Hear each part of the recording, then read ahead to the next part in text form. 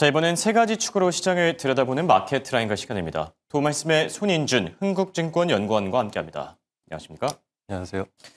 자, 본격적인 얘기에 앞서서 지난주에 있었던 키옥시아 사태에 대해서 잠시 얘기를 나눠볼까 하는데요.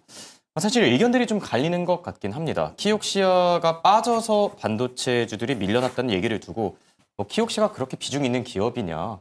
평소에는 그렇게 악재에 민감하게 반응하지 않았을 텐데 시장 상황이 어둡다 보니까 그런 거다. 또 일각에서는 아니다. 이게 생각보다 AI 거품론을 더 키울 수 있다 이런 얘기들이 나오고 있는데 연구원님 생각은 어떠세요? 저는 이제 말씀하신 것 중에 두 번째 의견.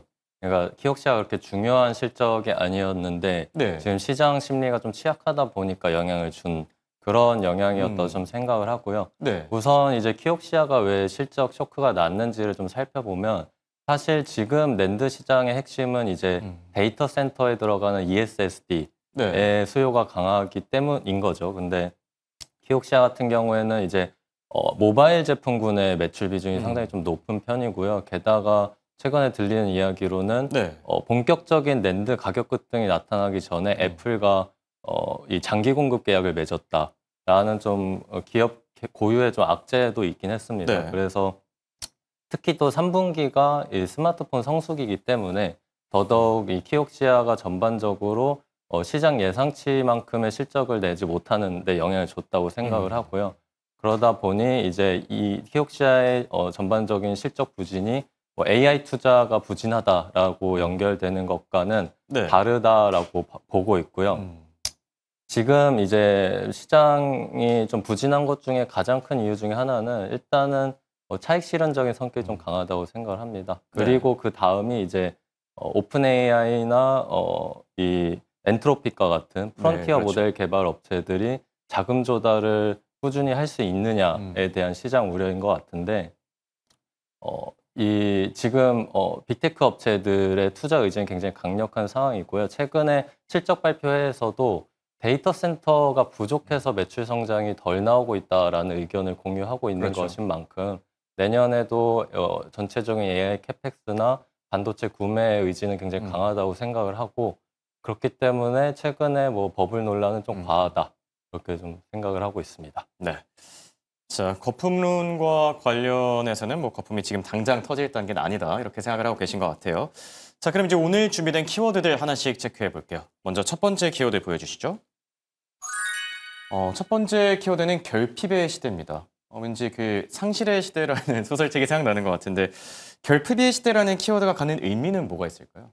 일단은 제가 최근에 내놓은 이제 인덱스 보고서의 자료를 네. 결핍 시대로 잡았던 건데 결국 메모리 결핍의 시대라는 거고요. 지금 메모리 공급 부족이 엄청나게 심하기 때문에 그게 장기화될 것이고 네. 지금 이 전반적인 AI 인프라 투자 사이클에서 그만큼 중요하다고 생각을 해서 이렇게 키워드를 좀 잡아봤습니다.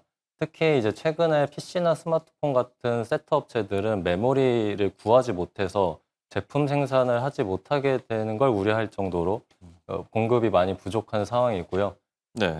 이 장기 공급 계약을 맺을 정도로 대량 구매 업체가 아니면은 지금 현물 시장에서 급하게 프리미엄을 줘서라도 빠르게 메모리를 구매해야 되는 상황입니다. 네. 그래서 이런 상황이 장기화되면서 메모리 업체들의 실적이 계속 강한 흐름 나올 것 같고 그런 측면에서 좀 키워드를 이렇게 좀 잡아봤습니다. 그러면 이런 부족 현상이 언제 정도까지 이어질 걸로 예상 중이세요? 일단 최소한 내년 말까지는 지금 공급업체들의 계약 상황을 봤을 때는 네. 공급 부족이 확실한 상황이고요. 사실 수급을 분석을 해보면은 특히 이제 디램 쪽에서는 2027년까지도 공급이 부족할 가능성이 매우 높습니다. 네. 이 공급업체들의 캐파 증대 여력이 굉장히 부족한 상황에서 지금 뭐 PC, 스마트폰, 데이터 센터 가릴 거 없이 수요가 늘어나는 상황이기 때문에 저는 이 시장 생각보다는 훨씬 더 장기화될 가능성이 높다. 네. 보고 있습니다. 좋습니다. 자, 그리고 하이퍼스케일러에 대한 얘기들을 좀 나눠볼까 하는데요. 요즘 시장 자체가 하이퍼스케일러의 이 투자랑 협업 소식에 주가가 오르고 내리고 하죠. 이런 공격적인 투자가 내년에도 지속될 가능성이 클까요? 예, 그렇습니다. 일단은 뭐 하이퍼스케일러들의 최근 실적 발표회에서의 톤을 보면 네. 점점 더 투자에 대한 의지가 강해지고 있는 상황이고요. 특히 이 블룸버그 단말기에서 확인할 수 있는 네. 이 시장 컨센서스를 기준으로 보면은 최근 3분기 들어서 이 빅테크 업체들의 캐펙스 전망치가 크게 올라오고 있는 상황입니다. 그래서 원래는 2026년에 이 해당 업체들의 캐펙스 증가율이 한 자릿수 정도에 불과했던 게 기존 전망치인데 최근 네. 3개월에 그 전망치가 급격히 올라가면서 이제 30% 이상의 성장률이 예상이 되고 있고요. 사실 이 엔비디아나 하이닉스 같은 반도체 업체들이 체감하고 있는 수요는 훨씬 강력하다고 좀 판단이 됩니다. 네. 그래서 지금 시장에서 판단하고 있는 이런 전망치 자체도 추가 상향 음. 가능성이 매우 높다고 생각을 하고요. 그렇기 때문에 앞으로도 계속해서 시장 기대보다 더 높은 AI 캐펙스와 반도체 구매 분위기가 나타날 것이다. 그렇게 좀 생각을 하고 있습니다. 네. 하이퍼 스케일러에 대한 관심은 계속 꾸준히 가져갈 필요가 있어 보이고요. 자, 다음 키워드 확인해 볼게요. 두 번째 키워드 보여주시죠. 두 번째 키워드는 HBM4 전쟁입니다. 과연 승자가 누가 될지가 궁금한데 얼마 전에 SK하이닉스가 HBM4 공급가를 한 50% 인상을 했거든요. 내년에도 독보적인 지위가 좀 나타날 가능성이 클까요? 어떻게 보시죠? 예, 일단은 그렇게 생각을 하고 있고요. 하이닉스의 독보적인 지위는 좀 예상보다 더 길게 유지가 될 것 같습니다. 특히 최근에 하이닉스가 이 3분기 실적 발표 이후에 그 네. 컨퍼런스 콜에서 밝혔던 가장 긍정적이었던 점 중에 하나가 이제 뭐 공급업체 중에 가장 먼저 내년 HBM4의 공급 계약을 완료했다고 밝혔고요. 추가적으로 올해 굉장히 높은 수익성을 보이고 있는 그 HBM의 공급가 기준으로 봤을 때 내년에 HBM4 역시도 비슷한 수익성이 유지될 정도로 계약이 잘 됐다라고 네. 밝힌 점입니다. 그래서 지금 엔비디아 입장에서는 시장 수요, 가속기 수요가 너무 강력하기 때문에 HBM의 어떤 수급을 확보하는 게 중요한 시점에서 네. 현재 시점에서 보면은 어떤 전반적인 양산 체계 구축 능력이나 품질 관리 능력 같은 게 하이닉스만한 업체가 없기 때문에 네. 이제 엔비디아 입장에서도 가격을 최대한 인하하고 싶었겠지만 그러지 못했다라고 좀 생각이 들고요. 그래서 이제 내년에도 예상보다 좋은 수익성이 계속 유지되는 흐름이 보이고 있습니다. 그래서 저희는 이제 내년에 하이닉스의 HBM 영업이익 한 25조 원 정도로 전망을 하고 있는데요. 네. 이제 전체 영업이익의 한 32% 정도 되는 수준이고요. 사실 뭐 올해 한 17조 원 정도를 보고 있기 때문에 높은 성장률이 유지되는 건 맞는데 네. 내년에는 이제 범용 디램과 낸드 역시 수익성이 굉장히 올라가기 때문에 영업이익에서 차지하는 비중은 좀 줄어든다. 네. 이렇게 보시면 되겠습니다. 확실히 내년에도 독보적인 지위가 예고되고 실적 자체도 좀 긍정적으로 반영되지 않을까 생각이 드는데 메모리 3사의 HBM4 시장 점유율 전망에 대해서는 어떻게 생각하세요? 사실 이게 예측하기 좀 어려운 부분이긴 합니다만은 저는 지금의 어떤 경쟁력을 감안했을 때는 하이닉스가 60%, 삼성전자가 28%, 마이크론이 12%의 점유율을 가져간다고 가정하고 네. 실적 추정을 하고 있고요. 일단 하이닉스는 앞서 말씀드렸다시피 지금 가장 먼저 9월부터 HM4 양산 그 체계가 구축이 돼서 양산을 시작하고 있기 때문에 특히 내년 상반기에는 물량을 거의 다 가져가는 방식으로 좀 독점적인 점유율을 유지할 것 같습니다. 삼성전자 같은 경우가 그 바로 다음에 후발주자가 될 거라고 보고 있는데 다만 이제 삼성전자 같은 경우에는 원시 공정 기반의 HBM4 수요를 안정하는 데 있어서 여전히 좀 시간이 필요한 것으로 파악을 하고 있습니다. 그래서 혹시 삼성전자 역전 가능성도 있을까요? 삼성전자가 역전이라고 하면은 결국에는 점유율 1위를 차지하는 거를 말씀하실 텐데 내년까지는 그런 구도는 좀 힘들 것이라고 보고 있습니다. 물론 이제 삼성전자가 품질이나 수요를 빠르게 올릴 수 있다면 캐파를 감안했을 때는 점유율 충분히 역전 가능합니다만은 HM4까지는 하이닉스의 어떤 기술력이 좀 더 우위에 있는 상황으로 파악을 하고 있고요.